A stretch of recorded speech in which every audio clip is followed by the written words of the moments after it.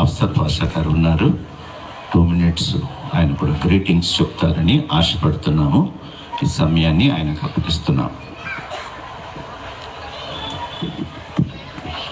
Papireddy Nagar welfare association Christian families అందరికీ కూడా pre Christmas celebration శుభాకాంక్షలు తెలియజేస్తూ, భారతీయ జనతా పార్టీ తరఫున ఈరోజు నన్ను ఇక్కడికి మైనార్టీల పక్షాన ఆహ్వానించుకుంటూ చాలా సంతోషంగా ఉంది. మనమందరం కలిస్తేనే, చిన్న చిన్న నీటి బంధువులు కలిస్తేనే ఒక ప్రవాహం, ఆ ప్రవాహం కలిస్తే నది కలిస్తేనే సముద్రం. అట్లాగే మన మైనార్టీస్ అందరు కలిస్తేనే ఈ దేశం ఏర్పడుతుంది. మైనార్టీలు లేనిది ఏ దేశం కూడా ముందు పడదు. ఎందుకంటే మైనార్టీ మెజార్టీలు ఉన్నప్పుడు శరీరంలో ఏ భాగము అభివృద్ధి చెందకపోయినా శరీరానికి అంగవైకల్యం ఉంటుంది. అట్లాగే మైనార్టీలు బలంగా ఉన్నప్పుడే మన దేశం కూడా బలపడుతుంది. ఇదే విశ్వాసాన్ని మా నాయకుడు నరేంద్ర మోడీ గారు సబ్కా సాత్, సబ్కా వికాస్, సబ్కా విశ్వాస్, సబ్కా ప్రయాస్, ఇక్కడ హిందూ వికాస్, క్రిస్టియన్ వికాస్, ముస్లిం వికాస్ అనలేదు. ఆ స్కీమ్స్ అన్నీ కూడా అందరికీ అందజేయబడుతున్నాయి.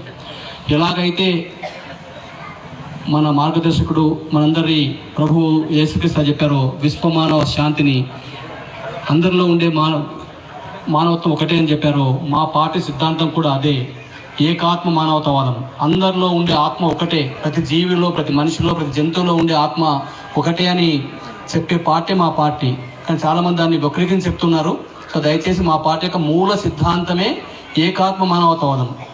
మనిషిలో, చెట్టులో, ఆకులో, రాయిలో అన్నిట్లో ఉండే మానవత్వం ఒకటే, ఆత్మ ఒకటే అని చెప్తుంది. సో దయచేసి మేము ఖచ్చితంగా భారతీయ జనతా పార్టీలో నేను దాదాపుగా 40 సంవత్సరాలు పనిచేస్తున్నాను. అక్కడ ఎక్కడ కూడా మైనారిటీ మెజారిటీ ముస్లిం క్రిస్టియన్ లేదు. కొంతమంది వల్ల ఈ పార్టీ ఇలా ఉంది. మీ అందరికీ ఒక ముఖ్య చెప్పదలుచుకున్నాను.